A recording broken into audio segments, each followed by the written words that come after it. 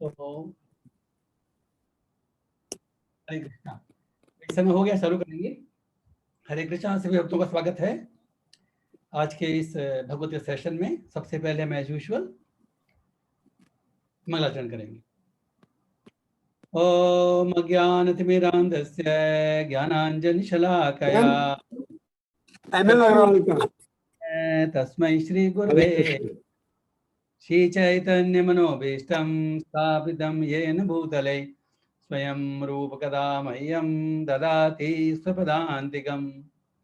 वन्देऽहं श्रीगुरो श्रीयुतकमलं श्रीगुरून् वैष्णवांश्च श्रीरूपं साग्रजातं सहगणा रघुनाथान्वितं तं सजीवं साद्वैतं सावधूतं परिजनासहितं श्रीकृष्णचैतन्यदेवं श्रीराधाकृष्णपादान् सहगणललिता श्रीविशाखान्वितांश्च हे कृष्णा करुणा सिन्धो दीनबन्धो जगत्पते गोपेश गोपिकान्त राधाकान्त नमोऽस्तुते। तप्तकाञ्चन गौराङ्गी राधे वृन्दावनेश्वरी वृषभानुसुते देवी प्रणमामि हरिप्रिये। वाञ्छाकल्पतरुभ्यश्च कृपा सिन्धुभ्येव च पतितानां पावनेभ्यो वैष्णवेभ्यो नमो नमः। जय श्री कृष्णा चैतन्य प्रभो नित्यानंद श्री अद्वैत गदाधर श्रीवासादि गौर भक्त वृंद। हरे कृष्णा कृष्णा कृष्णा हरे हरे, हरे राम राम राम हरे हरे, हरे कृष्णा कृष्णा कृष्णा हरे हरे राम राम राम हरे हरे, हरे कृष्णा कृष्णा कृष्णा हरे हरे, हरे राम राम हरे हरे। ओम नमो भगवते वासुदेवाय। ओम नमो भगवते वासुदेवाय। ओम नमो भगवते वासुदेवाय। नारायणं नमस्कृत्य नरं चैव नरोत्तमं देवीं सरस्वतीं व्यासं ततो जयमुदीरयेत्। नष्टप्रायेषु भद्रेषु नित्यं भागवत सेवया भगवती उत्तमा श्लोके भक्तिर्भवति नैष्ठकी। हरे कृष्णा। श्रीमद् भगवद गीता सत्संग क्लास में आप सभी लोगों का स्वागत है। मैं सभी भक्तों से प्रार्थना करता हूँ आप मुझे आशीर्वाद दें ताकि जो भगवद गीता जैसा दिव्य विषय है इस पर हम चर्चा कर सकें। भगवद गीता के ऊपर चर्चा करने के लिए भक्तों का भगवान का आशीर्वाद मिलना बहुत जरूरी है, इसलिए हम सब प्रार्थना करते हैं। हरे कृष्ण। तो आज हम शुरू करेंगे चैप्टर 3। लास्ट टाइम शुरू किया था हमने, शॉर्ट में 2-3 श्लोक लिए थे, डिटेल में चर्चा करेंगे। चैप्टर 3 श्लोक 3 ऑनवर्ड्स। हरे कृष्णा।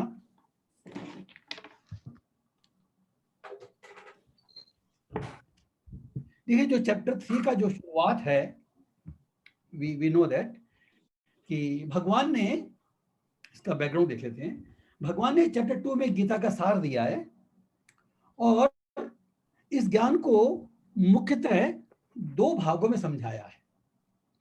पहले उन्हें शरीर और आत्मा का ज्ञान दिया, श्लोक नंबर 11 से लेकर श्लोक नंबर 30 तक, अध्याय 2 के। वो सांख्य दर्शन कहलाता है।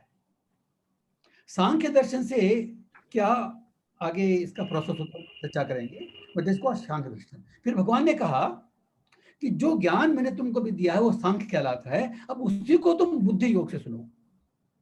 मतलब उसी ज्ञान को दोहरा रहे हैं दूसरा मार्ग से, बुद्धि मार्ग से, कर्म मार्ग या भक्ति मार्ग। तो ये Arjun when the chapter is finished, तो वो थोड़ा सा भ्रमित हो गया, वो समझ नहीं पाया कि दोनों बातें एक ही है। भगवान एक ही बात दो अलग अलग तरीके समझा रहे थे, बिकॉज आदमी की कॉन्शियसनेस अलग अलग होती है। But he got confused. तो उन्होंने कहा, हमने देखा जो शुरुआत हुई है ये अर्जुन के स्टेटमेंट से हुई है। अर्जुन ने कहा कि हे जनार्दन, हे केशव, यदि आप बुद्धि को सकाम कर्म से श्रेष्ठ समझते हैं तो फिर आप मुझे इस घोर युद्ध में क्यों लगाना चाहते हैं? उसकी दृष्टि में, अर्जुन की दृष्टि में अभी भी ये युद्ध जो घोर युद्ध है। देखिए, हमारे मन में कोई बात बैठ जाती है ना तो वो निकलती नहीं है। अर्जुन के मन में युद्ध एक घोर कर्म है, ये बैठा हुआ है। भगवान ने कर्म के बारे में डिटेल में शिक्षा दी, लेकिन फिर भी अभी थोड़ा सा अर्जुन मन में डाउट है। एक्चुअली जैसे पहले चर्चा की थी, ये अर्जुन का डाउट हम लोगों का डाउट है। तो भगवान हमको अर्जुन के माध्यम से शिक्षा दे रहे हैं। तो अर्जुन ने कहा कि मुझे आप घोर युद्ध में क्यों लगाना चाहते हैं? आपने बुद्धियों का वर्णन किया है। फिर उन्होंने कहा कि आपके व्यामिश्रित अनेकार्थक उपदेशों से, भाई आपके जो उपदेश है ना, तो मुझे उसमें अनेक अर्थ लग रहे हैं, अलग अलग अर्थ लग रहे हैं, तो मेरी बुद्धि जो है मोहित हो गई है, भ्रमित हो गई है। अतः कृपा करके मुझे निश्चय पूर्वक बताएं कि मेरे सर्वाधिक श्रेयस क्या होगा, कि मेरे लिए सर्वाधिक श्रेयस्कर क्या होगा। This is a important point. Arjun पूछ रहे हैं श्रेयस्कर। ये जो वर्ड श्रेयस्कर है, इसकी चर्चा में पहले भी की थी। जब अर्जुन ने भगवान को सरेंडर किया था, और जो पहली बार जब सरेंडर किया था चैप्टर 2 के 7वें श्लोक में, तब भी उन्होंने कहा था शानिश्चितम श्रेयस्कर गूढ़ितन में, कि मेरे यह श्रेयम, मेरे लिए श्रेय क्या है। तो श्रेय की कामना करना अपने आप में एक बहुत बड़ा लक्ष्य है। इसलिए हमारे जीवन का लक्ष्य यह है कि हम श्रेय की कामना करें, हम श्रेय को समझें और श्रेय की प्राप्ति की कामना करें। ये पॉइंट ध्यान रखना। हरे कृष्णा। तो इसलिए अर्जुन कह रहे हैं कि मुझे आप जो मेरे लिए सर्वाधिक श्रेयस्कर वो बताओ भाई। मैं थोड़ा सा आपके मिश्रित वाक्यों को सुनकर मैं भ्रमित हो गया हूं। अब भगवान बोलना शुरू, सिर्फ भगवान वाच है, तो आज वहां शुरू करेंगे। तो पहली बात तो यह है कि वास्तव में भगवान ने अनेकार्थक या व्यामिश्रित बात नहीं बोली थी, अर्जुन ने समझा था, इसलिए भगवान उसको क्लियर कर रहे हैं। श्री भगवान उवाच लोकेस्मिन् द्विविधा निष्ठा, लोकेस्मिन् द्विविधा निष्ठा, पुरा प्रोक्ता मया नघ, पुरा प्रोक्ता मया नघ, ज्ञान योगेन सांख्यानां, कर्म योगेन योगिनां, ज्ञान योगेन सांख्यानां, कर्म योगेन योगिनां। हरे कृष्णा। इसका अनुवाद करेंगे। श्री भगवान ने कहा, हे निष्पाप अर्जुन, श्री भगवान ने कहा हे निष्पाप अर्जुन। अब ये श्री भगवान जो वर्ड आया भगवान के लिए और निष्पाप अर्जुन आया, इसकी हम चर्चा करेंगे अभी। श्री भगवान ने कहा, हे निष्पाप अर्जुन, मैं पहले ही कह चुका हूं, मैं पहले बता चुका हूं कि आत्म साक्षात्कार का प्रयत्न करने वाले दो प्रकार के पुरुष होते हैं।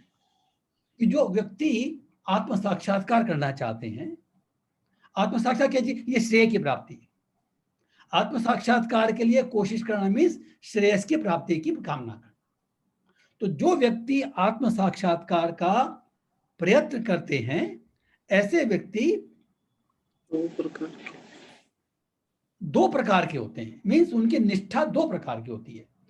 हर एक आदमी कॉन्शियसनेस अलग अलग होती है, करेक्ट। तो अपने अपने कॉन्शियसनेस अनुसार हम लोग कोशिश करते हैं, और गीता में सभी कॉन्शियसनेस के लोगों के लिए मार्ग बताया गया। कुछ इसे ज्ञान योग के द्वारा समझने का प्रयत्न करते हैं और कुछ भक्तिमय सेवा द्वारा। भगवान ने कहा ज्ञान योगेन सांख्यानाम कर्म योगेन योगिनाम। तो दो तरह के लोग होते हैं, कुछ लोग ज्ञान योग के माध्यम से समझने का प्रयत्न करते हैं, कुछ लोग भक्तिमय सेवा के द्वारा प्रयत्न करते हैं। तो ये भगवान का पहला वाक्य है अर्जुन के उत्तर में।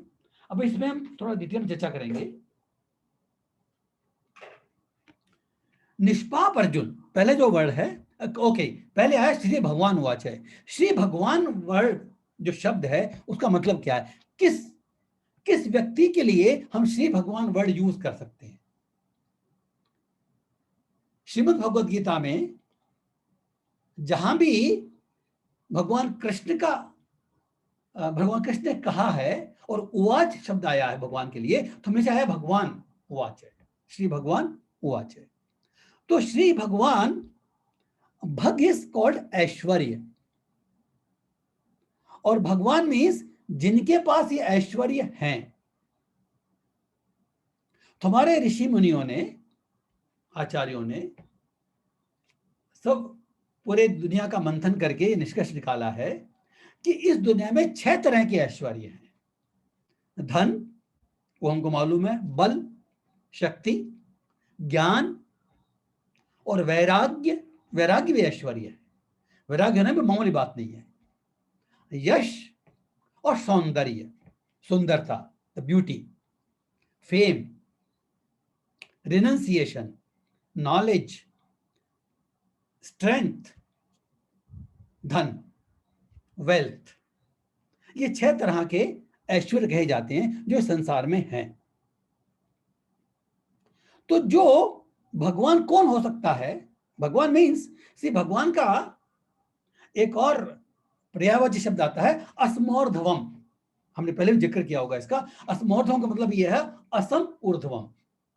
मीन्स भगवान केवल वही व्यक्ति हो सकता है जिसकी कोई बराबरी नहीं कर सकता और जिससे कोई ऊपर भी नहीं हो सकता, वही व्यक्ति भगवान हो सकता है। There is no person who is equal to bhagwan and there is no person who can be higher than bhagwan. Only he can be bhagwan, he can be called भगवान। भगवान कहलाने का अधिकारी वही है जिसके बराबर का कोई नहीं है और जिसके ऊपर का कोई नहीं है। अदरवाइज कैसे भगवान कहेंगे उसको? If we can find somebody who is more than him or is equal to him, then he is not भगवान, सिंपल। तो ये 6 तरह के जो ऐश्वर्य हैं, ये जिसमें असीमित मात्रा में, सर्वाधिक मात्रा में पाए जाते हैं, उसी को भगवान कह सकते हैं। और इसीलिए यहां पर श्री कृष्ण के लिए श्री भगवान वर्ड यूज किया गया है। अब ये इसकी भी डिटेल क्लास हो सकती है कि धन, बल, ज्ञान, वैराग्य, यश, सौंदर्य ये कैसे भगवान में सबसे अधिक है, but that is a different topic at all, that is a Bhagavatam topic. So आज वो चर्चा नहीं करेंगे, लेकिन आज सिर्फ ये समझेंगे कि भगवान शब्द का मतलब क्या है और भगवान कौन है। तो यहां पर कृष्ण के लिए यूज किया है श्री भगवान watch, means he has got the maximum, the सर्वाधिक ऐश्वर्य इन दिस 6 कैटेगरीज। दूसरा जो वर्ड यूज किया है निष्पाप अर्जुन। देखिए भगवान ने चला करके अर्जुन को अनघ है यूज किया थी, मया नघ, जो फर्स्ट लाइन का जो लास्ट वर्ड है अनघ, तो अर्जुन का अनघ है। अर्जुन को अभी, जैसे पहले चैप्टर में हमने देखा था, अर्जुन ने अपनी बातें कही थी, तो अर्जुन को अभी प्राप्त करने का बहुत डर है मन के अंदर, तो मैं युद्ध करूंगा तो मुझे पाप लगेगा। अर्जुन शुरू से भगवान का भक्त है, उसमें संसार के भोगों की इच्छा नहीं है, इसलिए वो गीता के अधिकारी है। वास्तविक गीता का ज्ञान जो हम अर्जित कर सकते हैं, जो अनुभव कर सकते हैं, उसके लिए यह होना जरूरी है, भगवान का भक्त होना और संसार से विरक्ति, संसार के भोगों से विरक्ति होना। अर्जुन ही ऑलरेडी है। अर्जुन की जो प्रॉब्लम है वो संसारिक भोग नहीं है। लोग भोग का नशा करते हैं, गलत काम करते हैं, उसकी बुद्धि भ्रमित हो गई है, वो कर्तव्य और अकर्तव्य के बारे में भ्रमित हो गया है। तो जो गीता का ज्ञान दिया गया है वो इसी को स्थापित करने के लिए एस्टेब्लिश कर दिया है कि वास्तव में कर्म क्या है, वास्तव में धर्म क्या है। तो निष्पाप कह करके अर्जुन को प्रोत्साहन कर रहे हैं। क्यों? क्योंकि अर्जुन कह रहा है कि पहले श्लोक में कहा कि मुझे घोर कर्म में क्यों लगाते हो, मैं युद्ध करूंगा तो घोर कर्म है ये। तो भगवान कह रहे हैं तुम निष्पाप हो, तुम अगर युद्ध करोगे, तुम्हारा युद्ध करना कर्तव्य है, तुम निष्पाप हो, अगर तुम युद्ध भी करोगे तुम्हें पाप नहीं लगेगा, भगवान कह रहे हैं ये, निष्पाप अर्जुन। और दूसरा जो मतलब हमको समझने के लिए है,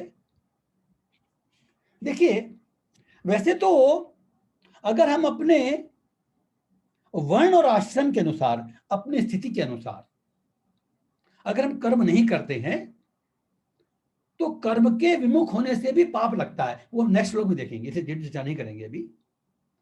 लेकिन साधारणतया 4 प्रकार के एक्शंस ऐसे हैं जो यूनिवर्सली पाप कहलाते हैं। अपने पद के अनुसार, अपनी स्थिति के अनुसार हमारे कुछ कर्म निर्धारित किए गए हैं, उनको न करना भी पाप है। तो वो तो हमारे इंडिविजुअल स्थिति के अनुसार हो गया, करेक्ट। जो मेरे लिए पाप है वो किसके लिए नहीं पाप हो, ये भी हो सकता है, और जो किसके लिए पाप है मेरे लिए पाप नहीं है वो भी हो सकता है। That is because my individual situation in वर्णाश्रम। ओके, लेकिन 4 बातें ऐसी है जो अगर व्यक्ति करता है तो यूनिवर्सली पाप कहलाता है। इसकी चर्चा पहले भी कर चुके हैं, लेकिन क्योंकि वर्ड अनघ आया है इसलिए रिपीट करना सब लोगों के लिए श्रेयस्कर होगा। अनघ पाप का मतलब ये जो यूनिवर्सल पाप है वो है मांसाहार, मीट ईटिंग, नशा, इंटॉक्सिकेशन, गैम्बलिंग, जुआ और व्यभिचार, इलीगल सेक्स, इलिसिट सेक्स। तो ये जो 4 प्रकार के जो कर्म हैं ये यूनिवर्सली पाप कहलाते हैं। किसी भी आश्रम में, किसी भी वर्ण में व्यक्ति अगर इन 4 में से कोई काम करता है तो वो पापी कहलाएगा। तो यहां पर अर्जुन को निष्पाप कहा जा रहा है, means he is not involve in any of these things. वो इसमें इस प्रकार के किसी भी कर्म में लिप्त नहीं है अर्जुन। तो ये निष्पाप का एक ये भी अर्थ है।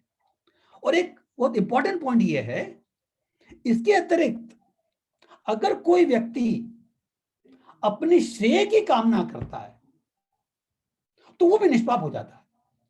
अर्जुन ने 2 बार भगवान से जो प्रश्न किया, जो संदेह किया, वो श्रेय की कामना के लिए कहा। पहले कहा 2.7 में ब्रूहितन में मेरे लिए श्रेय क्या है, यह श्रेयम। और अभी नंबर 1 में कहा, हाँ नहीं, नंबर 2 में कहा श्रेयो हम अपनानुयाम, श्रेयो हम अपनानुयाम। तो मेरे लिए श्रेय क्या है? तो जो व्यक्ति अपने श्रेय की कामना करता है, श्रेय मीन्स जो अपने कल्याण की कामना करता है, अपने भोग की नहीं, जो व्यक्ति अपने कल्याण की कामना करता है वो भी अनग हो जाता है, क्योंकि उसे जीवन का लक्ष्य बदल गया। अगर हम शेर की कामना करते हैं और शेर की प्राप्ति के प्रयास करते हैं तो हमारा जीवन का लक्ष्य बदल गया। इसीलिए कहा जाता है कि जैसे हम कहते हैं ना कि जब भगवान के सम्मुख चले जाते हैं तो सारे पाप नष्ट हो जाते हैं। इसका मतलब क्या है? भगवान के सम्मुख जाने का मतलब क्या है? भगवान के सम्मुख जाने का मतलब ही ये है कि जब हम अपना जीवन का लक्ष्य, हमारे श्रेय की प्राप्ति, हमारे श्रेय की प्राप्ति और भगवान की भक्ति की प्राप्ति में कोई डिफरेंस नहीं है, तो जब हम इसकी कामना करते हैं और इसके लिए प्रयास करते हैं तो हमारे जो अब तक के संस्कार वो पूरे नष्ट हो जाते हैं। क्यों? भगवान के सम्मुख हो गए। मोरे सन्मुख आव जब कोई, जन्म कोटि अघ नासई तबई। ऐसा नहीं कुछ टाइम लगेगा, भगवान की शरणागति होते ही, इनफैक्ट भगवान की शरणागति की कामना करते ही सारे पाप नष्ट हो जाते हैं, करेक्ट।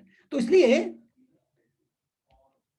अर्जुन अपने श्रेय कामना करता है तो वो निष्पाप है। और एक पॉइंट और कहा है इसमें,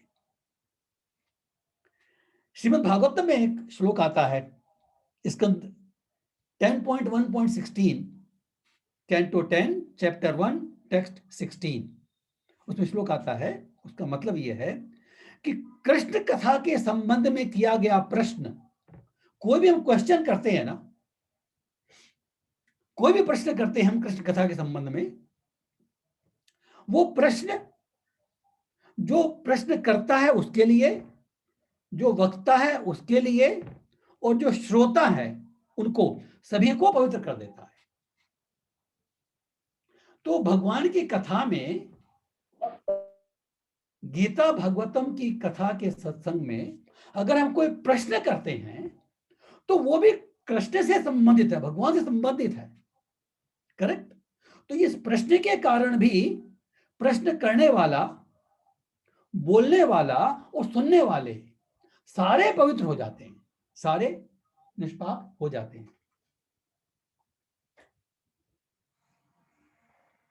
इसलिए ये जो निष्पाप अर्जुन, अनघ अर्जुन जो कहा गया है, इसको हम समझना जरूरी था। तो अगर हम, हमारे मन में हमने ये निश्चय कर लिया है कि हमको, हमारे को अपने श्रेय की प्राप्ति करने के लिए, भगवान की भक्ति प्राप्ति करने के लिए हमको चलना है उस मार्ग पर, केवल इस निश्चय मात्र से हम अनग हो जाते हैं। कंडीशन एक ही है कि हमको उसमें सिंसियर एंडेवर करना चाहिए। देखिए, क्योंकि हमारा मन अशुद्ध है तो हम कभी कभी भटक सकते हैं, लेकिन हमारा निश्चय पक्का होना चाहिए। अगर कभी किसी कारण से टेम्परेरी हम फॉल डाउन हो जाते हैं तो हमको वापस ऊपर उठना चाहिए और अपने लक्ष्य में लगना चाहिए। ये नहीं ऊपरी मन से कर रहे हैं, दिखाने के कर रहे हैं, वो गलत है। तो इसलिए हमने ये निष्पाप वर्ड का थोड़ा विश्लेषण किया और श्री भगवान का विश्लेषण किया। अब इस श्लोक के ऊपर आते हैं। तो भगवान कह रहे हैं कि द्विविधा निष्ठा प्रोक्तम, कि मैंने दो प्रकार के मार्ग की बताए हैं। देखिए, भगवान ने, एक तो सांख्य दर्शन है और एक कर्मयोग है। कर्मयोग मीन्स भक्ति योग। जो सांख्य योग है वो भगवान ने जो शरीर और आत्मा का ज्ञान दिया था, श्लोक नंबर 11 से लेके 30 तक, अध्याय 2 के श्लोक नंबर 11 से 30 तक उन्होंने जो ज्ञान दिया था, वो क्या ज्ञान दिया था? उन्होंने शरीर और आत्मा के बारे में ज्ञान दिया था कि शरीर क्या चीज होती है और आत्मा क्या चीज होती है। शरीर अनित्य है और आत्मा नित्य है। शरीर भौतिक तत्वों से बना है, आत्मा सच्चिदानंद है। शरीर का देहांत होता है, आत्मा का देहांत नहीं होता। फिर उन्होंने 2.30 बताया था कि जैसे व्यक्ति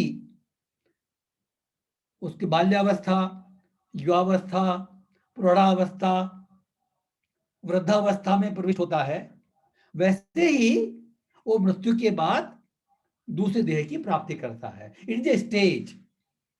ये डिटेल में भगवान ने वर्णन दिया कि जीव तत्व क्या है और ये भौतिक तत्व क्या है, शरीर क्या है, और ये समझाया कि we are not this body. तो सांख्यों का मतलब क्या है?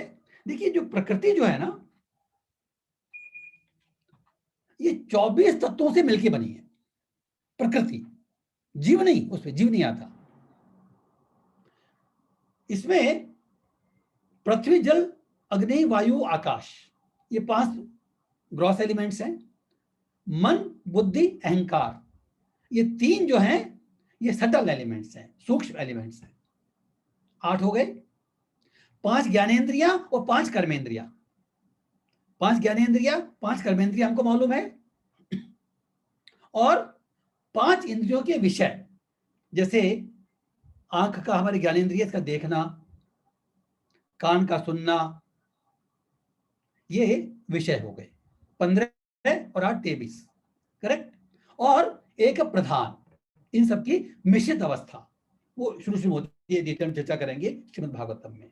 ये जो 24 एलिमेंट हैं ये प्रकृति है, this called prakriti, and we are not any of this.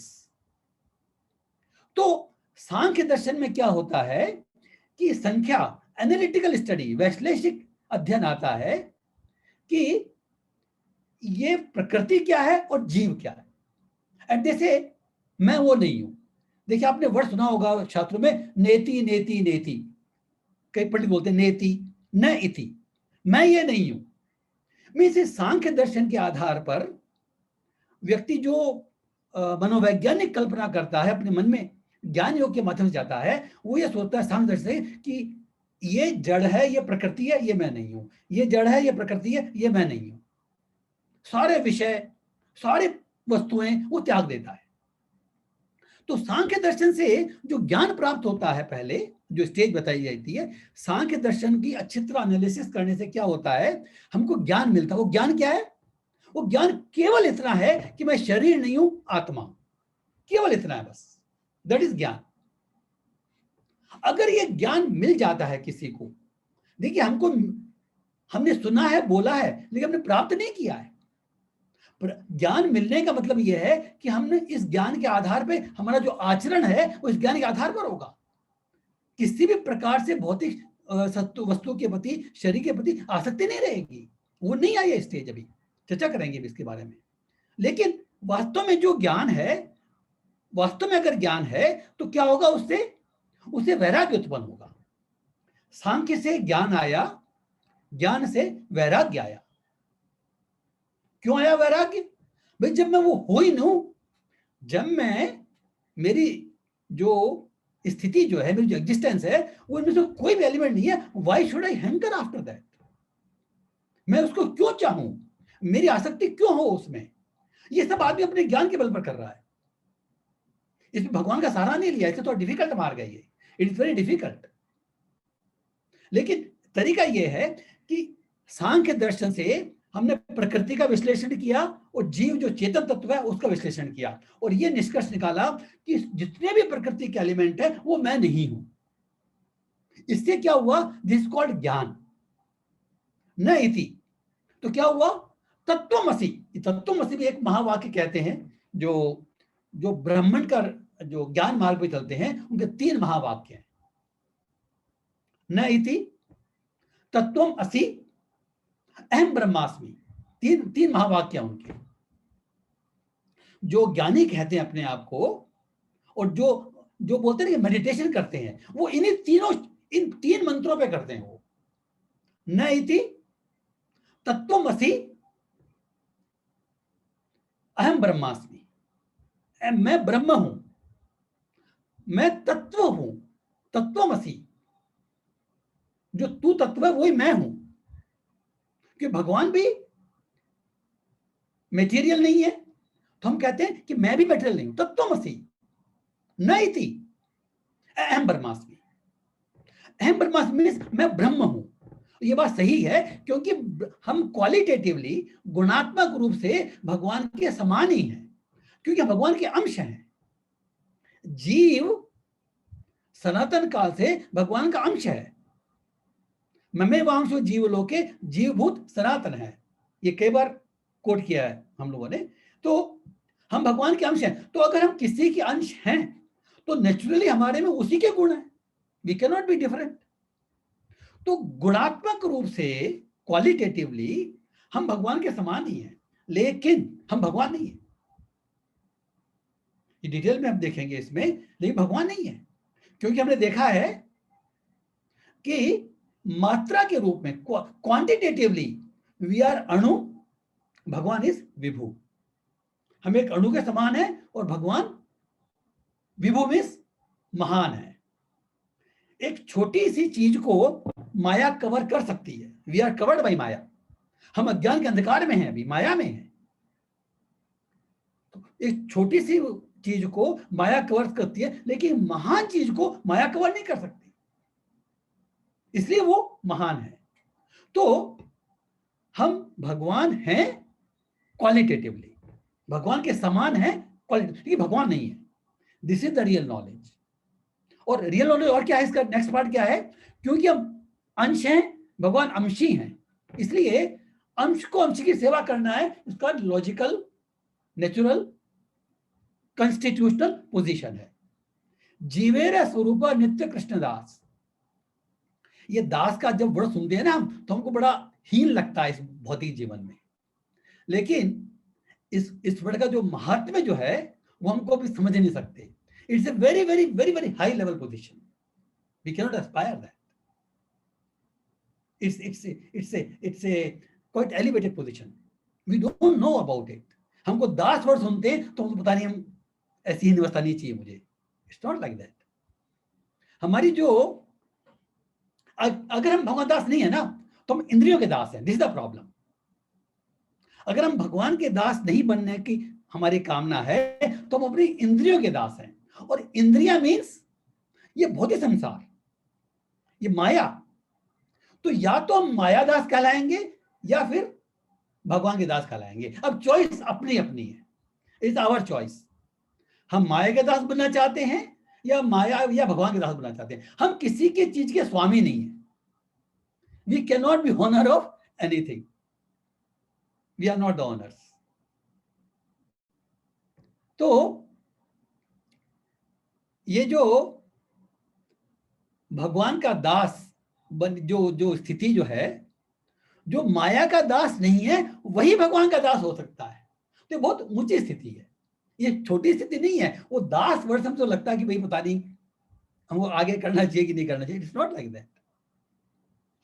तो हमने देखा कि सांख्य से ज्ञान की प्राप्ति हुई कि मैं ये शरीर नहीं हूं, मैं आत्मा नहीं हूं, मुझे प्रकृति से कोई लेना देना नहीं है, ये ज्ञान कहलाता है।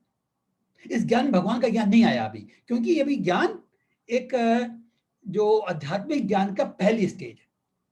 उससे वैराग्य की प्राप्ति होती है नेचुरली, और वैराग्य से भक्ति की प्राप्ति होती है। कैसे? इसलिए देखिए दो बातें हैं। ये जो मार्ग है, सांख्य दर्शन का जो मार्ग है, ये भी सही मार्ग है, लेकिन इसमें जो प्रगति होती है वो क्रमिक होती है, ग्रेजुअल। पहले ज्ञान मिलेगा, फिर वैराग्य मिलेगा, और फिर भक्ति पर हम आगे जाएंगे। लेकिन पर्टिकुलर कलयुग के अंदर अगर हम भगवान की भक्ति करते हैं तो ज्ञान और वैराग्य भक्ति के कारण अपने आप आ जाते हैं। This is the beauty of भक्ति। ज्ञान और वैराग्य भक्ति के अधीन है। इसके लिए हम देखेंगे, देखिए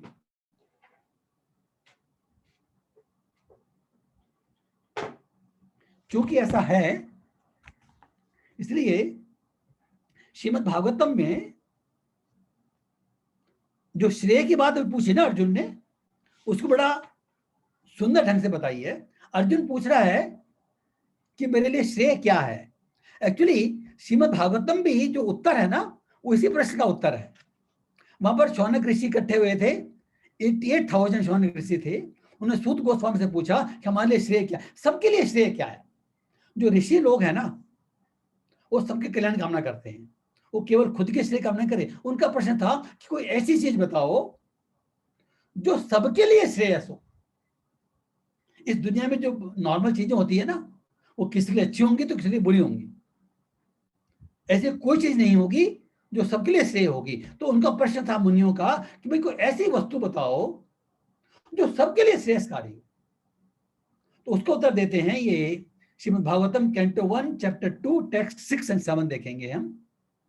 सैवे पुंसा परो धर्मो यत्तो भक्ति रधोक्षजे अहेतु की अप्रतिहता यात्मा सु प्रसिद्धति। ये पहले शब्द ने कभी चर्चा की होगी। संपूर्ण मानवता के लिए, संपूर्ण मानवता के लिए, आपके हमारे लिए नहीं, केवल हिंदुओं के लिए नहीं, केवल सबके लिए। ये जो सनातन धर्म है, it is not limited for Hindu. तो हम लोग सब बना दिए हैं इसको। This is for complete humanity. संपूर्ण मानवता के लिए परम धर्म वही है जिसके द्वारा सारे मनुष्य दिव्य भगवान की प्रेमा भक्ति प्राप्त कर सके। यतोर भक्ति अधोक्षजे। जो परम श्रेय की बात हो रही है वो ये भक्ति है। और ऐसी भक्ति कैसे होनी चाहिए? अहेतु की अप्रतिहता, अकारण कारण नहीं होना चाहिए कि मैं भगवान की भक्ति इसलिए करूंगा कि मुझे ये मिल जाए, फिर भक्ति नहीं हुई, वो बिजनेस हो गया। साधारणतया आदमी जो पूजा करता है, प्रयास करता है, इसलिए करता है, मैं ये करूंगा, पंडित बोलता है मैं ये करूंगा तो ये प्राप्त होगा, वो भक्ति नहीं है, वो कर्म कांड है, बिजनेस है। I give this, you give me this not भक्ति। अहेतु की, अप्रतिहता। ऐसा नहीं है कि इसमें कि भाई हम दिन में 24 घंटे होते हैं, 1 घंटा भक्ति करेंगे, बाकी कुछ 24-23 घंटे अपना काम करेंगे। अरे सारा भक्ति है। अगर हमारे जीवन का लक्ष्य हमने निर्धारित कर लिया तो सारे कार्य भक्ति हैं, और हमको उसी कॉन्शियसनेस में करनी चाहिए। We can not be part time bhakta, they can not be part time bhakti. Part time भक्ति नहीं हो सकती कोई भी।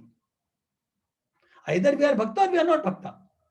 इसका मतलब ये नहीं कभी कभी गलत काम नहीं कर पाते हैं, हम कई बार गलत काम कर बैठते हैं क्योंकि हम अभी शुद्ध नहीं है। That is different. We may fall down temporarily, but again we have to rise and do. अगर हम अपने मार्ग से विचलित नहीं होते हैं, कठिनाई आती है, कठिनाई आने से हमको क्षणिक हम फॉल डाउन भी हो सकते हैं, no problem, but our nishchay should be strong. We should again get up and pray for our lakshya, work for our lakshya. तो कहलाती है अप्रतिहता।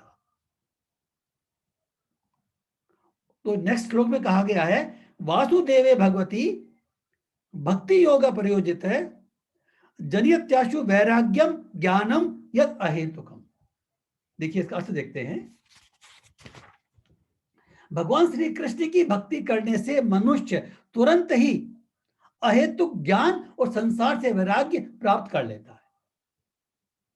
तो जिस ज्ञान और वैराग्य की बात हो रही थी, जो सांख्य दर्शन से पहले ज्ञान मिला, ज्ञान से फिर वैराग्य मिला, और वैराग्य के बाद में हम भक्ति की कोशिश कर सकते हैं क्योंकि मैं भक्ति की नहीं पहले। लेकिन अगर हम भक्ति करना शुरू कर देते हैं बिगिनिंग से ही, तो ज्ञान और वैराग्य इस भक्ति के बाई प्रोडक्ट है।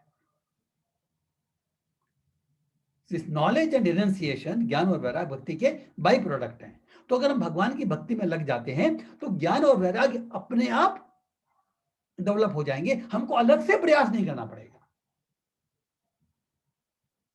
इसका मतलब ये नहीं है कि जो ज्ञानी व्यक्ति का आचरण होता है या जो इंद्रिय संयम करते हैं हम लोग, वो नहीं करें। No, that is a part of bhakti. लेकिन आज के विषय के लिए हम देख रहे हैं कि तो भगवान ने कहा कि 2 तरह की निष्ठा है। कुछ लोग ज्ञान योग के द्वारा संप्रेरित करते हैं, कुछ लोग भक्तिमय सेवा के द्वारा। तो जो भगवान ने पहले ज्ञान दिया, श्लोक नंबर 11 से 30 तक, वो सांख्य दर्शन था, ज्ञान योग था। सांख्य ज्ञान मिला, ज्ञान से वैराग्य मिला। बाद में जो कर्म, जो बुद्धि योग का वर्णन किया, जो बेसिकली भक्ति योग है, उसमें निष्काम, हमने 2 बातें चर्चा की थी, निष्काम कर्म योग और भक्ति योग। जो कुछ लोग भक्ति अगर नहीं कर पाते हैं लेकिन वो अध्यात्म में आगे बढ़ना चाहते हैं, तो निष्काम कर्म करते हैं, निष्काम कर्म योग करते हैं अपनी इंद्रियों की शुद्धि के लिए। लेकिन जब भगवान की भक्ति का हम कार्य करना शुरू कर देते हैं तो इंद्रियां भी अपने आप शुद्ध हो जाती हैं, हमने देखा ऑलरेडी।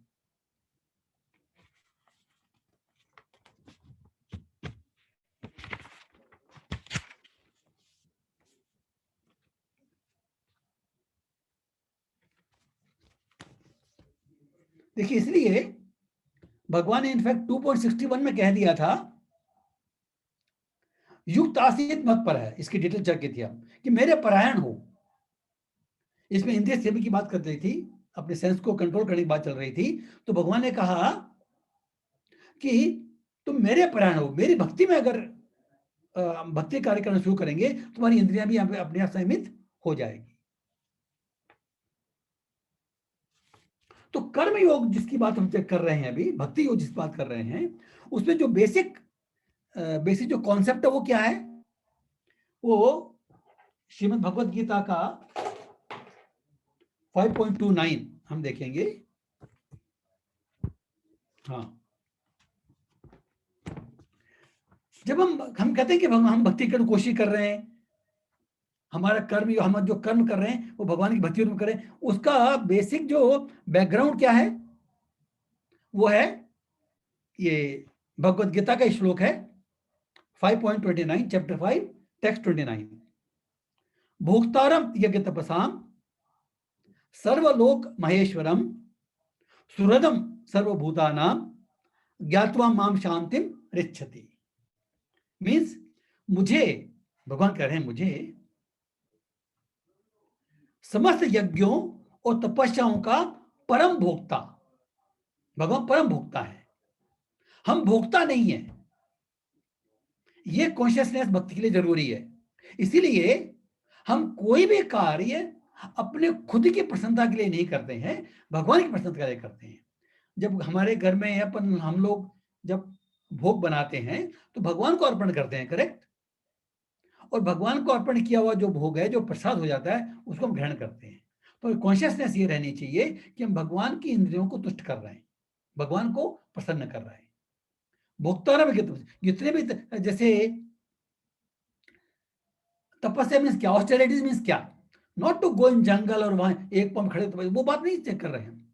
जैसे भगवान की भक्ति करने का जब हम निश्चय करते हैं तो भाई जल्दी उठना है, डेली स्नान करना है, सुबह उठ के अपना मंत्र जप करना है, हरे कृष्ण कृष्ण कृष्ण हरे हरे, हरे राम राम राम हरे हरे। हो सके तो मंगल आरती अटेंड करनी है, करेक्ट।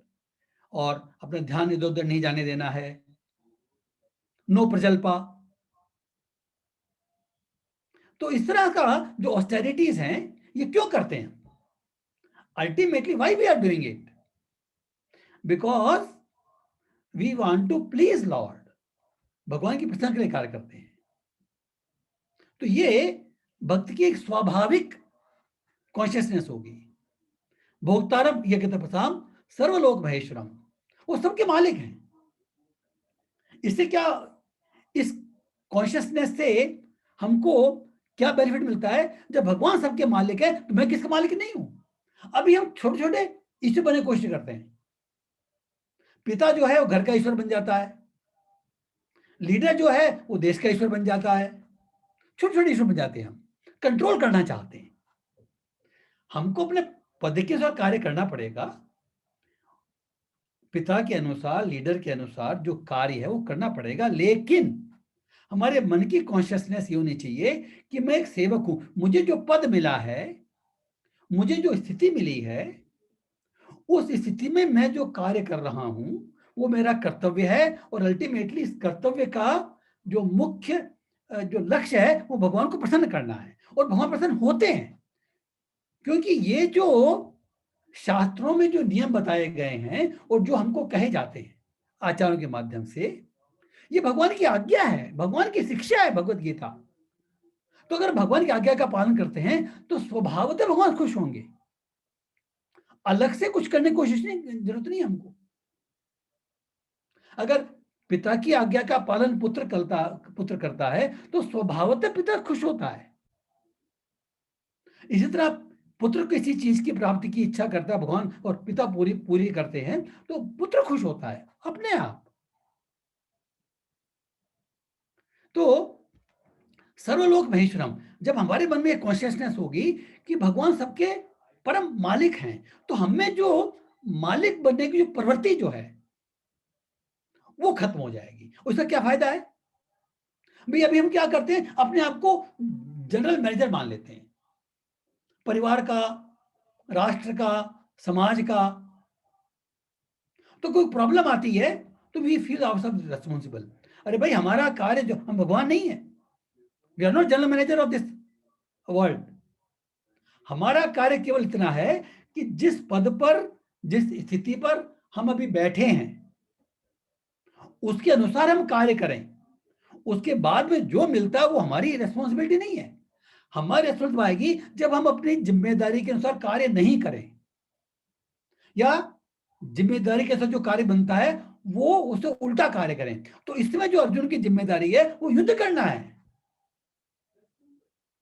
तो युद्ध नहीं करने से पाप लगेगा उसको, ये हम नेक्स्ट श्लोक में देखेंगे, करेक्ट।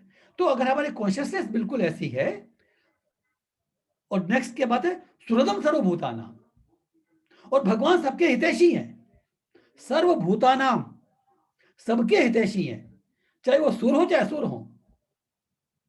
भगवान का व्यवहार जो है वो हमको अलग अलग लग सकता है। वी में फील कि भगवान जो है वो पक्षपात करते हैं, ये पहले भी हमने डिटेल में चर्चा की थी पिछली क्लासों में। लेकिन भगवान सबके सुहृद हैं। अगर भगवान किसी का वध भी करते हैं, भगवान किसका वध भी करते हैं तो उसे कल्याण के लिए है, ये कॉन्शियसनेस रहती है। तो इससे क्या फायदा होगा हमको, इस कॉन्शियसनेस से, कि हमारे जीवन में जो भी परिस्थिति हमको मिलती है वो भगवान का प्रसाद है, वो सुहृद है। देखिए मैंने कोई गलत काम किया है और फिर उसको परिणाम तो मुझे भुगतना ही पड़ेगा, करेक्ट। तो मेरे सामने जो परिस्थिति आ रही है उसमें मेरा कंट्रोल नहीं है,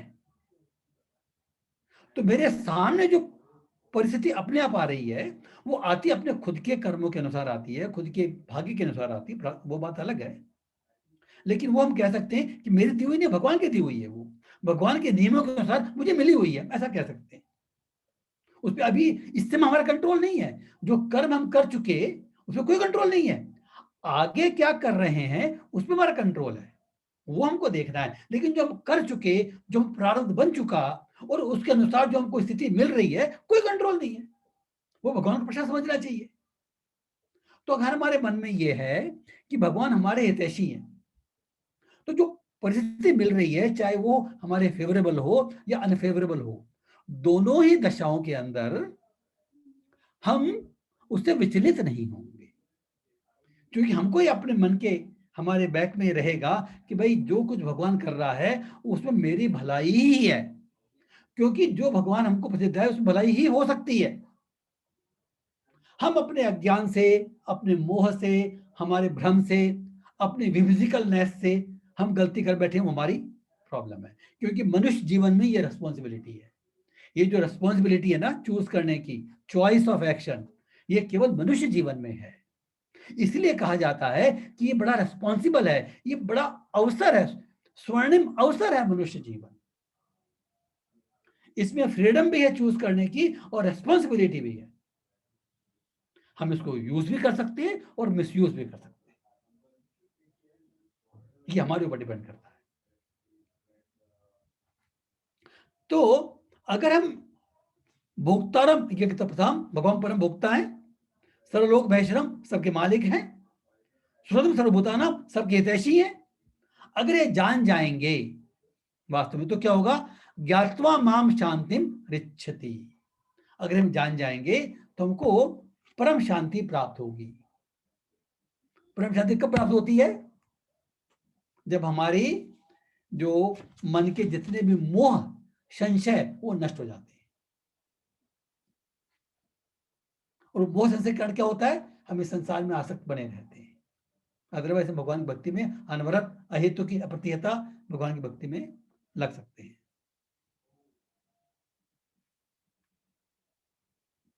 इसीलिए जो ज्ञान योग, जो कर्म योग, जो भक्ति योग, भगवान की प्रेम में सेवा योग है, इन दो विषयों के बारे में अर्जुन को चर्चा की थी प्रीवियस चैप्टर में, लेकिन अर्जुन थोड़ा मोहित हो गया था। तो अभी हम देखेंगे जो नेक्स्ट श्लोक है, थोड़ा सा पार्ट उसका देख सकते हैं, अभी थोड़ा टाइम है। अगर इस भक्त का किसी भक्त को प्रश्न है अभी तो हम चर्चा कर सकते हैं, otherwise will continue further for text 4। किसी भक्त का कोई प्रश्न है,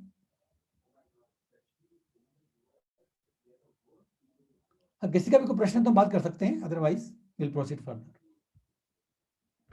कोई डाउट तो नहीं है किसी का, अपने आप को अनम्यूट करके बात कर सकते हैं। हरे कृष्णा।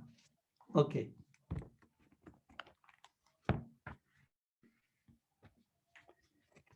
तो हमने श्लोक 3, अब श्लोक 4 देख रहे हैं हम। न कर्मणाम अनारंभात नैष्कर्म्यम पुरुषोष्णुते न च सन्निस्रादेव सिद्धिम समधिगच्छति। हरे कृष्ण।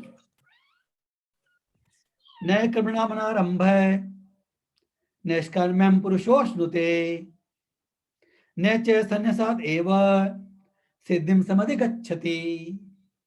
हरे कृष्णा। देखिए इसमें भगवान क्या कह रहे हैं, उसी बात को पुष्ट कर रहे हैं। न तो कर्म के विमुख होकर, कर्म से विमुख होकर कोई कर्म फल से छुटकारा पा सकता है, और ना केवल संन्यास से सिद्धि प्राप्त की जा सकती है।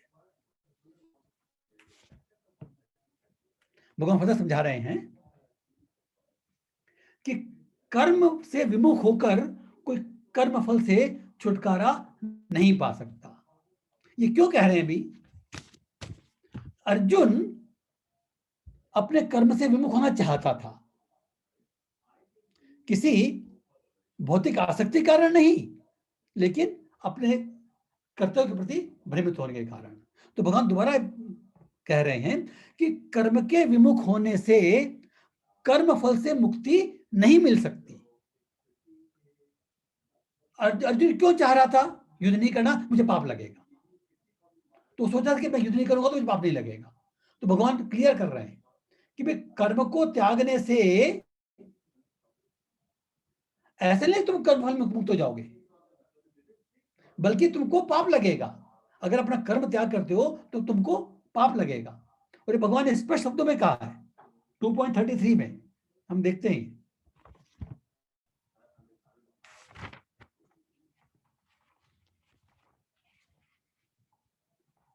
अथ चेतुम धर्म्यम संग्रामम न करिष्यसि तथा स्वधर्मम कीर्तिम च हित्वा पापम अवाप्स्यसि। देखिए भगवान कह रहे हैं, किंतु यदि तुम युद्ध करने के स्वधर्म को संपन्न नहीं करते तो तुम्हें निश्चित रूप से अपने कर्तव्य की उपेक्षा करने का पाप लगेगा और तुम योद्धा के रूप में अपना यश भी खो दोगे। तो यहां पर भगवान जो कह रहे हैं ना कि कर्म से विमुख होकर, भाई कई लोग ऐसा सोचते हैं कि भाई अगर मैं कोई कर्म करूंगा ही नहीं तो मुझे पाप नहीं लगेगा।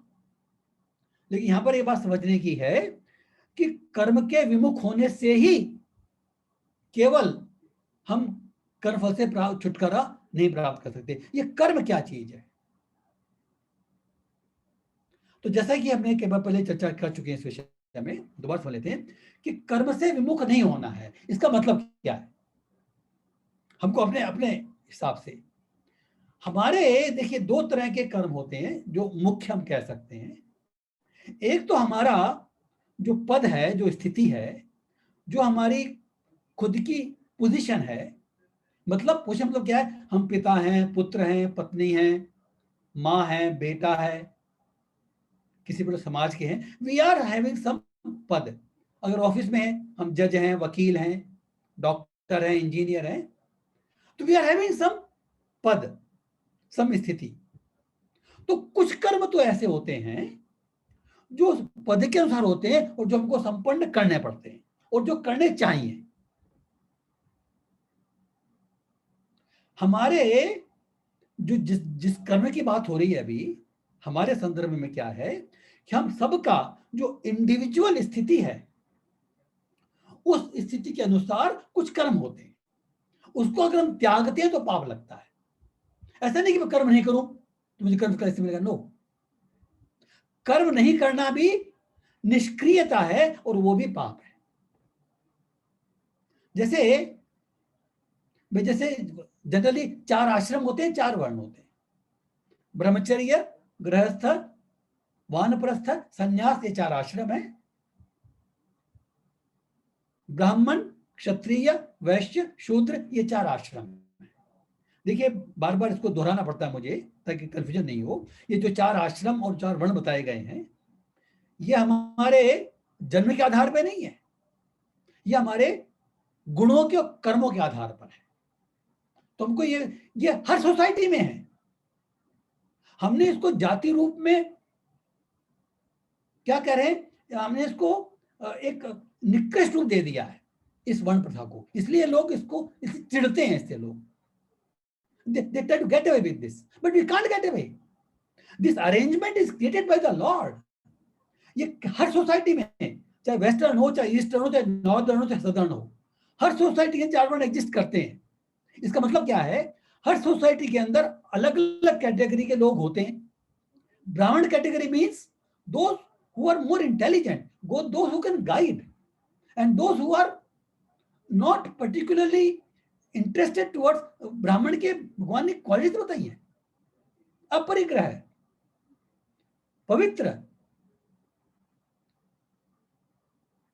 आत्मसंयम।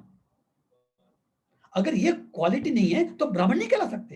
क्षत्रिय, जो पहले क्षत्रिय जो थे, जो देश की रक्षा करते थे, आज के जो हमारे लीडर्स हैं, जो एडमिनिस्ट्रेटर्स हैं, they are Kshatriya administrators, we can say like this. Vaishya, the productive worker, जो प्रोडक्शन करते हैं, कृषि, गोपालन, या इवन जो हम फैक्ट्री में लेंगे तो जो प्रैक्टिकल काम करते हैं, वो वैश्य वर्ग हो गया। शूद्र, जिनके कोई स्किल नहीं है, पर्टिकुलर स्किल नहीं है, but they can help others. ये कोई बुरी बात नहीं है। ये जो स्किल, हमको जो गुण मिलते हैं, हमारे प्रारब्ध के अनुसार, हमारे कर्म मिलते हैं। कोई भी वर्ण, कोई भी आश्रम हमको आगे बढ़ने से रोक नहीं सकता। केवल हम अपने को अपनी स्थिति समझनी है और उसमें से कार्य करना है। अगर ब्राह्मण अपनी स्थिति कार्य कर रहा है और शूद्र अपनी स्थिति कार्य कर रहा है और वैश्य अपनी स्थिति कर रहा है, सारे बराबर हैं एलिवेशन में। संसार की दृष्टि में, भौतिक दृष्टि में ये कर्म ऊंचे नीचे हो सकते हैं, लेकिन भगवान की दृष्टि में या हमारे सिद्धि की दृष्टि में कोई कर्म हीन नहीं है और कोई कर्म उच्च नहीं है। केवल हमारी जो कॉन्शियसनेस है वो डिसाइड करती है कि ये सर्विस कॉन्शियसनेस है या भोक्ता कॉन्शियसनेस है। अगर हम सेवा करने के उद्देश्य से करते हैं, मीन्स भी हम कर्तव्य समझकर सेवा करने के उद्देश्य से कार्य करते हैं, तो ये हमारी कॉन्शियसनेस सही है। और हम भोक्ता बन करके, मालिक बन करके करते हैं, तो ये हमारी कॉन्शियसनेस गलत है। तो किसी भी वर्ण का, किसी भी वर्ण में हो, किसी भी आश्रम में हो, हमको जो भगवान ने जो रिसोर्सेज दिए हैं, जो स्किल दी है, जो स्थिति दी है, वे हम लोग प्रत्येक इंडिविजुअल परिवार में उत्पन्न होते हैं। हमारा परिवार, समाज, देश, काल।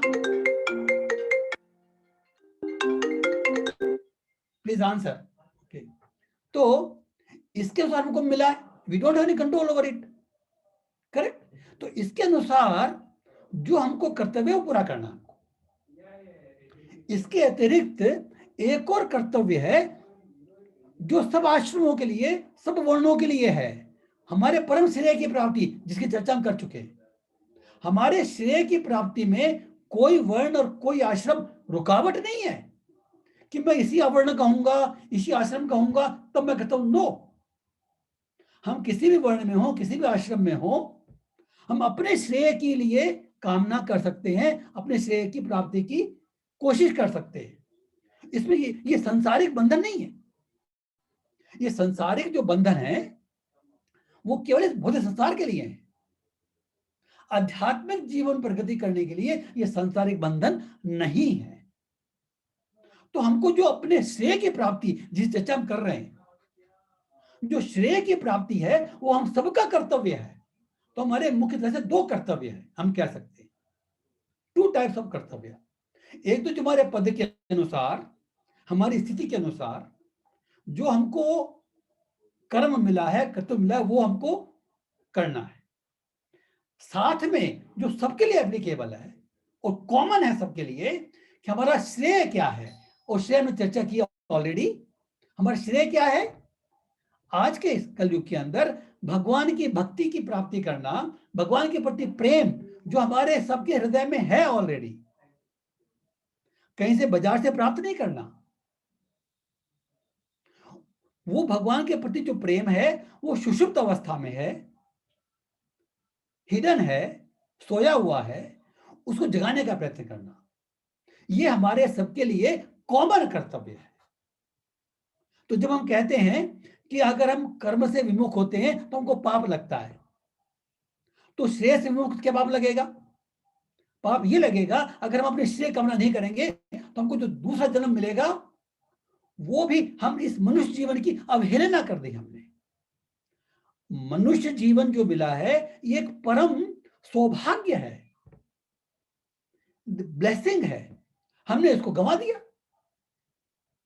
हम वापस बुरे संसार में आ गए, यही पाप है हमारा। तो अगर हमने इस मनुष्य शरीर को पाकर के भी हमने अपने श्रेय की कामना नहीं की तो पाप अपने आप मिल गया हमको। अगर हम इस भौतिक संसार में वापस लौट के आ गए इस मनुष्य जो अपराध करने के बाद, तो ये सबसे बड़ा पाप है। वो कहते हैं ना, हमारे अच्छे लोग कहते हैं हमको हीरा मिला था तो हीरे को हमने कांच के बदले में ले लिया। ये कांच तो हर हमारे जो भौतिक भोग हैं ये तो हर योनि में उपलब्ध है, चाहे कुत्ता हो, चाहे बिल्ली हो, चाहे शूकर हो, हर योनि में उपलब्ध है। अगर हम केवल उसी के पीछे रहेंगे, भाई जो मिनिमम रिक्वायरमेंट है वो करते हैं, सब लोग करते हैं, नो नो प्रॉब्लम, लेकिन केवल उसी में लगे रहेंगे तो फिर मतलब क्या हुआ कि अपने मनुष्य जीवन को गंवा दिया। तो जो हमारा परम कर्तव्य है, इसलिए कहते हैं परमार्थ। एक होता है स्वार्थ, एक होता है परमार्थ। ये परमार्थ जो है हमारा सबसे बड़ा स्वार्थ है, उसको हम भूल जाते हैं। वास्तव में जिसको हम परमार्थ कहते हैं उसका मतलब है परम अर्थ। तो जो हम इस दुनिया में जो अर्थ की प्राप्ति करते हैं, धर्म अर्थ काम मोक्ष, ये जो प्राप्ति करते हैं ये एक साधारण कर्म है। तो जो परम कर्म है, परम श्रेय जो है, वो अगर हम भूल जाते हैं इस मनुष्य जो, तो हमसे बड़ा कोई, इसलिए अर्जुन ने आपको कृपण कहता है। कृपण का मतलब क्या हुआ कि हमको इतना बड़ा धन मिला है, we have so much wealth and we are not using it.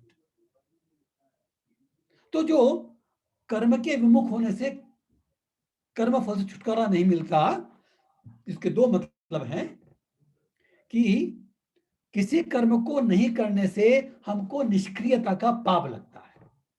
तो हमारा जो, जैसे जज है मान लो, और कोई अपराधी सामने आया, हत्यारा सामने आया, अब उसको फांसी की सजा देनी है, अब वो जज बोले कि मैं अहिंसा हूं, मैं नहीं दूंगा। या कोई सोल्जर है, वो युद्ध के मैदान में गया है, वो बोले कि मैं तो नहीं मारूंगा। अरे भाई वो कर्तव्य ही है, द जज has to give the award, ये कर्तव्य है उसका। He is not doing hinsa, soldier is not doing hinsa, ये उसका कर्तव्य है। अगर नहीं करेगा तो हिंसा है, नहीं करे तो वो कहते आत्मा की हिंसा है। जो कहते हैं अगर अगर हम परम करते हो, अपने करते हो, हमारी आत्मा की हिंसा है वो। इस तरह से भगवान कह रहे हैं कि कर्तव्य से विमुख नहीं होना चाहिए बेसिकली। और जो सेकंड पॉइंट है, सेकंड पॉइंट क्या है कि केवल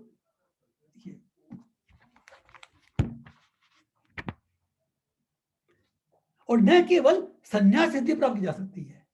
वहां दो बातें कह रहे हैं, कर्म से विमुख होकर कर्म फल से छुटकारा नहीं पा सकते, वो हमने देखा। दूसरी बात कह रहे हैं कि केवल संन्यास सिद्धि प्राप्त नहीं हो सकती, मैं संन्यास ले लूं और जो मन में ऐसा ही मैं जंग लड़ जाऊंगा, भीख मांग लूंगा, मतलब केवल संन्यास से सिद्धि प्राप्त नहीं हो सकती। संन्यास का मार्ग अपनाना भी है तो संन्यास के साथ में कुछ बातें और होनी चाहिए, otherwise that is called phalgu vairagya. देखिए वैराग्य में जो है ना, संन्यास जो है, वैराग्य जो है, दो तरह कहा गया है, फल्गु वैराग्य और युक्त वैराग्य। फल्गु वैराग्य मतलब क्या है कि संसार, जैसे कई लोग संसार परेशान जाते हैं ना, झंझट है, परेशान है, मैं छोड़ देता हूं, आई विल गो अवे। ये संन्यास नहीं है, ये संसारिक झंझटों से जो हमारी प्रॉब्लम आती है उनसे हम उब गए या थक गए और हम छोड़ दिया। हमारे मन में भी विरक्ति नहीं आई, हमने छोड़ दिया, क्यों कि प्रॉब्लम्स है।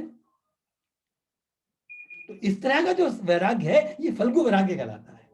ये संसार में कोई किसी का कल्याण नहीं करता, ये उत्पाद करता है। संन्यास का ढोंग करते हैं, ढोंग संन्यासा करेंगे लेकिन संसार में उत्पाद करेंगे, कर्म जो है उनके संन्यास के नहीं रहेंगे। तो अगर संन्यास का मार्ग भी अपनाना है तो भगवान ने 18.49 में कहा है, भक्तों कहेंगे आगे, असक्त बुद्धि सर्वश है, जितात्मा विगत स्पृह। तीन चीजें बताई है। असक्त बुद्धि जो बुद्धि अनासक्त है, किसी भी विषय में आसक्त नहीं है। आपने संन्यास तो ले लिया और बुद्धि आसक्त है विषयों में, तो संन्यास नहीं हुआ वो। और जो आत्म संयमी है, जो अपने सेंसेस को कंट्रोल कर सकता है, और जो अनासक्त है, जिसकी भोगों में आसक्ति भी नहीं है। बस संन्यास का हम ढोंग करके हम ये बोलते हैं कि हमने सही अपने विषय छोड़ दिए, लेकिन आसक्त है, हम उसके चिंतन करते हैं। आगे कहेंगे भगवान कि ऐसा व्यक्ति चोर कहलाता है, मिथ्याचारी चोर कहलाता है ऐसा व्यक्ति। तुमने प्रकट रूप में संन्यास ले लिया और मानसिक चिंतन कर रहे हैं, तो हम चोर कहलाएंगे, मिथ्याचारी कहलाएंगे। तो अगर संन्यास लेने के साथ साथ 3 बातें हैं, असक्त बुद्धि, जितात्मा, विगत स्पृहा, मीन्स जो भोगों की बिल्कुल परवाह नहीं करता, भोगों की कामना नहीं करता, अनासक्त है, और जो जितात्मा आत्मसंयमी है, जिसने अपने मन को कंप्लीटली जीत लिया है। ये साधारण बात नहीं है, ये हमारे ज्ञान के माध्यम से लोग कोशिश करते हैं, ये पॉसिबल नहीं है। लेकिन जब हम भगवान की भक्ति करना शुरू करते हैं, जब भगवान भक्ति शुरू करते हैं, तो हमारे जो कर्म जो हैं वो भगवान की भक्ति में स्वतः लग जाते हैं। हमको कर्म से विमुख नहीं होना पड़ता, हमको कर्मों की दिशा मोड़नी पड़ती है। इसलिए हम जो कह रहे थे युक्त वैराग्य, युक्त वैराग्य मतलब क्या है? there is a particular श्लोक of युक्त वैराग्य। हाँ, अनासक्त स विषयान यथारम उपयुञ्जते निर्बंधे कृष्ण संबंधे युक्त वैराग्य उच्यते। निर्बंधे कृष्ण संबंधे, इसका मतलब क्या हुआ कि जो हमको भगवान ने संपत्ति दी है, या कोई योग्यता दी है, या कोई स्थिति दी है जिससे हम भगवान की सेवा कर सकते हैं, उसको युक्त वैराग्य मतलब क्या है कि जो हमारे पास रिसोर्सेज हैं, जो भगवान ने हमको स्थिति दी है, उसका उपयोग उन रिसोर्सेज को त्यागना नहीं है कि मैं भोग करूंगा तो मैं फंस जाऊंगा, नहीं, उनको भगवान की सेवा में लगाना। निर्बंधे कृष्ण संबंधे मीन्स खुद अगर हम कृष्ण के संबंध में यूज करेंगे तो खुद बंधेंगे नहीं उसमें, ये युक्त वैराग्य कहलाता है। तो जो भी हमको घर को त्यागना, संपत्ति को त्यागना, जंगल में चले जाना वैराग्य नहीं है। जब तक भोगों की लिप्सा है वैराग्य नहीं कहलाता वो। लेकिन जो कुछ भगवान ने दिया है, अगर हम उसको भगवान की सेवा में लगाते हैं तो ये युक्त वैराग्य है, क्योंकि हम अपने आप को मालिक नहीं समझते। वी डोंट कंसिडर आवरसेल्फ भोक्ता। ये 3 बातें कही थी ना, परम भोक्ता, परमेश्वर और सुहृद, ये भगवान को मानते हैं। तो हमारी कॉन्शियसनेस में कभी भी ये प्रवृत्ति नहीं आएगी। तो इसके कारण हम संसार में रहते हुए भी हम अनासक्त रह सकते हैं, विश्व में आसक्त नहीं होंगे। मीन्स हमको जो रिसोर्सेज, संपत्ति, स्किल जो भी मिला है, उसको भगवान की सेवा में अगर लगाते हैं तो भगवान की भक्ति है, और ये युक्त वैराग्य है, ये वास्तविक वैराग्य है, क्योंकि हम उससे आसक्त नहीं है, पकड़ के नहीं बैठे हैं।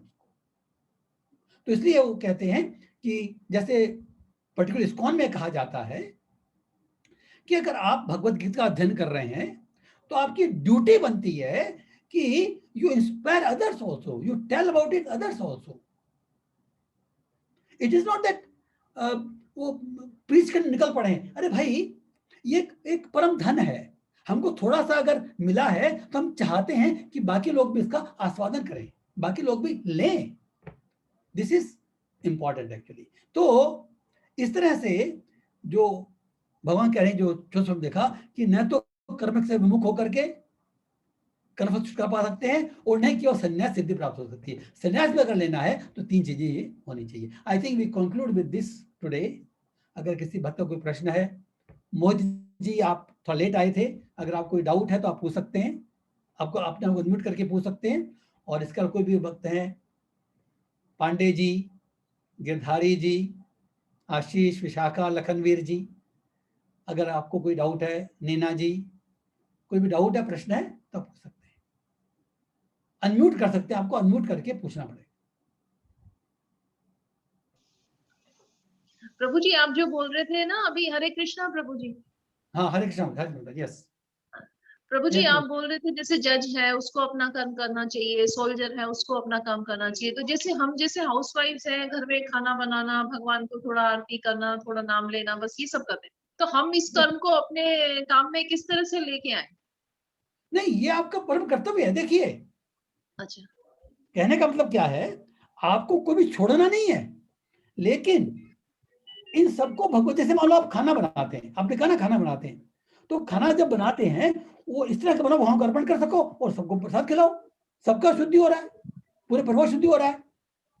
अगर भगवान की भक्ति करते हैं तो हमारे परिवार के मेंबर्स अगर अभी भक्ति नहीं भी कर रहे हो, लेकिन अगर वो भगवान का प्रसाद ग्रहण करेंगे तो उनकी बुद्धि शुद्ध होगी। भगवान का प्रसाद और भगवान में कोई डिफरेंस नहीं है, भगवान की हर चीज एब्सोल्यूट है ना। भगवान, भगवान का नाम, भगवान की लीला, भगवान का गुण, भगवान का प्रसाद, कोई डिफरेंस नहीं। तो अगर आप भगवान का प्रसाद बना के, मतलब खाना बनाना आपका कर्तव्य है, आप खाना बना के भगवान को अर्पण करते हैं और वो अपने परिवार को देते हैं, तो आप बहुत बड़ी भक्ति कर रहे हैं। 24 घंटे हमारे जितने भी कर्म है, जैसे पहले चर्चा हुई थी, हमारा लक्ष्य हमको मालूम पड़ जाना चाहिए, दैट्स इट, केवल, और कोई प्रॉब्लम नहीं है। तो ये जैसे अगर आपने निश्चय कर लिया ना कि भाई मुझे भगवान की भक्ति करनी है, तो आपके सारे कार्य भगवान की भक्ति के संबंध में ही है बस। अगर हम प्रजल्पा करते हैं, जैसे अभी ये आज के जमाने थोड़ा डिफिकल्ट लगेगा, जो टीवी देखते हैं ना हम लोग, टीवी मोबाइल, है ना, दिस कॉल्ड प्रजल्पा। तो शुरू शुरू में एकदम से बंद नहीं कर सकते, कोई बात नहीं, लेकिन धीमे धीमे हमको इन वस्तुओं में टाइम कम करना है। देखिए, जैसे एक बार घर में भक्ति वर्षा हुई थी ना, तो किसी माता जी ने प्रश्न पूछा था कि भाई हम भक्ति कैसे करें, हमको ये काम करना होता है, बच्चों की सेवा करनी होती है, खाना बनाना होता है, बच्चे स्कूल जाते हैं, पति काम पे जाता है। अरे भाई, ये कौन बोला छोड़ने को? भक्ति में किसी भी कर्म को छोड़ने की आज्ञा नहीं है। भगवान ने कहा कर्म से विमुख नहीं होना, कर्म से विमुख होंगे तो पाप लगता है, ये कर्म तो करना है। लेकिन हमने अपना लक्ष्य बना रखा है भगवान की भक्ति करने का, अगर हम बाकी चीजों में टाइम वेस्ट नहीं करते हैं तो, if we are focused, generally क्या होता है, देखिए डिफिकल्टी क्या है, हम भगवान को कोने में रख देते हैं, मुझे ये काम है, ये काम है, ये काम है, सारे काम हो जाएंगे ना, फिर मैं बैठ के जब करूंगा। तो उन्हें भगवान कोने में रख दिया, सारे काम पूरे हो जाएंगे, कभी नहीं होंगे। होना क्या चाहिए, हम भगवान को सेंटर में रखें, सेंटर में रखें, जो भी काम करें उनको अर्पण करें। तो जो टाइम वेस्ट करते हैं ना, ऐसे दैट इज प्रोहिबिटेड।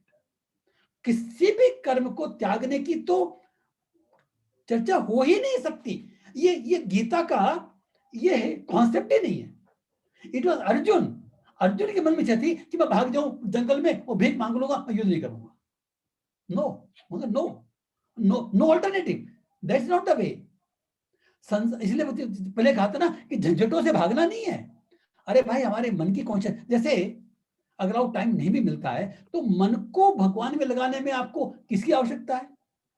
अगर मान लो किसी घर में क्या होता है, वे पति या पत्नी एक दूसरे, एक भक्त हो सकता है, एक उसके विरोधी हो सकता है, कोई बात नहीं, आप मन में स्मरण करो, कोशिश करो, इनडायरेक्टली अपने पति या पति की सेवा करो, भगवान प्रसाद खिलाएंगे तो अपने आप ही होगा। तो इस तरह से खुद भी भगवान की भक्ति करना और अपने परिवार के लोगों को लगाना हमारा पहला कर्तव्य है। Otherwise we are not doing our duty. बच्चों का लालन पालन करना तो ड्यूटी है ही, लेकिन हमारे परिवार में सब परिवार के भक्तों, सब परिवार के सदस्यों को भगवान की ओर उन्मुख करना, वो भी हमारा कर्तव्य है। लेकिन इसका मतलब ये नहीं कि उन्मुख है तो हम क्या करें। अरे भाई, हमारा कर्तव्य क्या प्रयास करना है, बाकी उनके गुणों पर निर्भर करता है। ये जरूरी नहीं कि वो आ ही जाए, आप अपना प्रयास कर रहे हो। तो जो हमको जो देखना है वो हमारे प्रयास को देखना है, हमको कोशिश करनी है, बाकी वो फिर होता है कि नहीं होता ये उनकी बात है, भाई हम क्या करें। करेक्ट। तो इसलिए किसी भी जैसे इसलिए भगवान ने कहा है तस्मा सर्वेषु कालेषु माम अनुस्मर युद्ध च। अर्जुन को कहा भगवान ने कि तुम सब कालों में मेरा स्मरण करो और युद्ध करो। तो कर्म को तो छोड़ने की बात है ही नहीं, चाहे किसी भी प्रकार का कर्म है जो हमारा नियत कर्म है, निषिद्ध कर्म नहीं। नियत कर्म है, छोड़ने की बात नहीं है, और निश्चित कर्म को छोड़ना ही पड़ता है। तो जो नियत कर्म है उनको करे भगवान की सेवा के रूप में, एंड दैट्स इट। और साथ में भगवान की भक्ति स्मरण हम कर सकते हैं। तो अगर हम भगवान का स्मरण रखने की कोशिश करेंगे तो हमारे सारे कर्म भक्ति हो जाएंगे। ठीक है माता जी? हरे कृष्ण। हरे कृष्ण। ठीक। मोहित जी आपको प्रश्न है? पांडे जी आपको कोई प्रश्न है? हरे कृष्णा प्रभु जी। हरे कृष्णा। यस।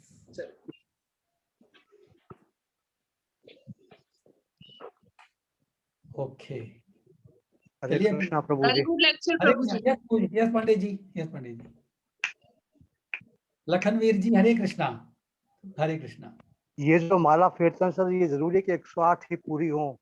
जैसे मान लो मेरा क्या है कि खाली बैठा हूँ, हाँ, खाली बैठे बैठे मान लो हरे कृष्णा हरे राम कर लिया, फिर कोई काम हाँ, आ गया कर लिया, तो 108 तो पूरा हुआ नहीं। बीच में कोई काम आ गया वो कर दिया, फिर खाली हुआ, फिर जप लिया। हाथ में माला नहीं है तो इसमें कोई दोष तो नहीं लगता? नहीं, कोई दोष नहीं लगता, कोई दोष नहीं लगता। देखिए ऐसा है कि जब अपन शुरू में नियम करते हैं ना, तो कोई मतलब वैसे तो देखिए भगवान का नाम तो ऐसा है कि इसके लेने में कोई दोष नहीं है। जैसे भगवान ने कहा है स्वयं, नाम नाम अकारि बहुधा निज सर्वशक्ति। तो भगवान ने अपने नामों में सब शक्तियां भर दी हैं और इसमें कोई पर्टिकुलर नियम भी नहीं है। तो दिस एब्सोल्युटली नो नियम कि भाई आपको ऐसा करना ही करना है। मतलब जो नियम सिर्फ ये भगवान नाम लेना है। लेकिन अगर हम ऐसा कोई समय निश्चित कर लें, पर्टिकुलर जो मॉर्निंग का टाइम होता है ना, उसमें एक्सटर्नल डिस्टर्बेंस कम होता है जनरली। कुछ जो डिस्टर्बेंस आते हैं ना, बाहर से कोई आ गया, मिलने आ गया, टेलीफोन आ गया, वो थोड़ा बाद में शुरू होता है 9-10 बजे के बाद में। तो कोशिश ये करनी चाहिए कि थोड़ा जल्दी उठने की कोशिश करें। इसलिए जो भी भगवान का भक्त होता है ना, वो जल्दी उठने की कोशिश करता है। 4 बजे उठ जाएगा, ये तो 5 बजे उठ ही जाएगा कम से कम। तो अगर हम जल्दी उठ जाएंगे ना थोड़ा, तो जो जप का जो स्पेसिफिक, वैसे तो भगवान का स्मरण हमको हमेशा करना है, लेकिन जो स्पेसिफिक हमने नियम लिया ना, भाई हमको 1 माला करनी है, 2 माला करनी है, 4 माला करनी है, 10 माला करनी है, तो कोशिश ये करें कि मॉर्निंग टाइम में हम पूरा कर दें। लेकिन ये कोई नियम नहीं है, ये हमारी सुविधा के लिए है, ये कोई नियम नहीं है। तो अगर आप बीच में छोड़ना पड़ता है किसी कारण से, this absolutely no problem, you continue after that. नहीं, माला का समय तो अलग है, माला के समय के अलावा की बात कह रहा हूँ। हाँ, माला में तो अलग बैठ। हाँ, तो वो तो प्रॉब्लम है ही नहीं। वो तो आप एक्स्ट्रा अगर कर रहे हैं तो ये तो बहुत अच्छी बात है। आप माला से करिए, कोई दिक्कत नहीं है। एक्स्ट्रा जो कर रहे हैं और फिर कोई डिस्टर्बेंस आता है तो टेम्परेरी छोड़ दीजिए, फिर वापस कीजिए, इट इज वेरी गुड। उसमें कोई गिनती विनती कुछ भी नहीं, उसमें कोई गिनती विनती कुछ भी नहीं है, बस कोई प्रॉब्लम नहीं है। देखिए रेगुलेशन ये है कि जो आपने निश्चित किया हुआ है ना, मुझे 1 करनी है, 2 करनी है, 4 करनी, जो भी, वो आप बैठ के करें, गिन के करें। हाँ वो तो है, इसलिए वो तो करते हैं, है। हाँ, ताकि वो नियम हो जाता है अपना। और it is just to convince ourselves. तो नियम हो जाता है, तो नियम हो गया, वो पूरा कर लिया, फिर तो हमेशा ही भगवान को स्मरण करना है। उसमें तो आप बीच में मान लो रख रहे हैं, कुछ भी कर रहे हैं, बस ध्यान रखें कि माला कभी भी अपवित्र स्थान पे नहीं रखें। वो तो आप ध्यान रखते ही होंगे। खैर जी हाँ। ग्राउंड पे टच नहीं करें। नॉर्मली माला जो है थैली के अंदर रखते हैं, बीट बैग है ना, तो किसी कपड़े के अंदर रखेंगे तो वो टच नहीं होगी, और उस कपड़े को थोड़ा साफ से स्थान पे, पवित्र स्थान पे, मंदिर में, अब जो भगवान की जहाँ फोटो रखी कहीं भी, उसको रख दें। जस्ट टू टेक माला तो जब जपता हूँ तो वो तो मंदिर में बैठ के, मतलब घर में जो मंदिर है वहाँ बैठ के जपता हूँ। हाँ, बाकी जैसे अलग बैठा हूँ कहीं पे या गाड़ी में चल रहा हूँ तो वहाँ कोई माला हाथ में तो है नहीं, लेकिन मन में चल रहा है। This is the best, this what we should do, in fact this is recommended. ये जो भगवान कह रहे हैं कि सर्वेषु कालेषु माम, तो सब माला, सब काल में कोई माला जप कर सकते हैं? नो। तो जो आप कर रहे हैं वो 100% करेक्ट है। This is required actually. ऐसा करने से क्या होता है, आई हैव दिस एक्सपीरियंस, आप गाड़ी में जा रहे हैं और ट्रैफिक लाइट आगे रेड आ गई, ज्यादा देर रह गई, तो आपको कोई डिफिकल्टी नहीं होगी, आप भगवान नाम ले रहे हैं, कोई प्रॉब्लम नहीं है। विल नॉट गेट, आपने प्रैक्टिकल अनुभव किया होगा कि जो साधारण आदमी जो है वो बड़ा इम्पेशेंट हो जाएगा, ट्रैफिक आएगा तो इम्पेशेंट हो जाएगा, अरे भाई इतनी जल्दी क्या है, what is the hurry, just go slowly steadily, what is the hurry, heavens are not going to fall, लेकिन लोग कॉन्शियस है होती है। यहाँ पर हरियाणा में तो बहुत ही ज्यादा है रोड रेज, किसी ने ओवरटेक कर लिया, किसी ने कुछ कर लिया तो बस तलवार निकल जाएगी, पिस्तौल निकल जाएगी। ये इस कलयुग की महानता है, ये कलयुग की महानता हम कुछ नहीं कर सकते, लेकिन हम अपने को बचा के रख सकते हैं। तो भगवान के नाम की शरण में है पांडे जी अगर आप, तो ये बहुत अच्छा है, and this is what everybody should do in fact, this what you should, so there absolutely no sin, it is required. जब भगवान कह रहे हैं कि सर्वेषु कालेषु मां मनुस्मर, तो अब और कैसे कर, ऐसे ही कर सकते हैं। It's very good, thanks for inspiring others also, आपने दूसरों को प्रेरणा दी है, उसके धन्यवाद पांडे जी। प्रभु की कृपा है। लोड बराबर वो ठीक है, जो हमें जिससे लिया ना वो ईमानदार, उसने एक दो चीज बताई है। हरे कृष्ण, उसने कहा कि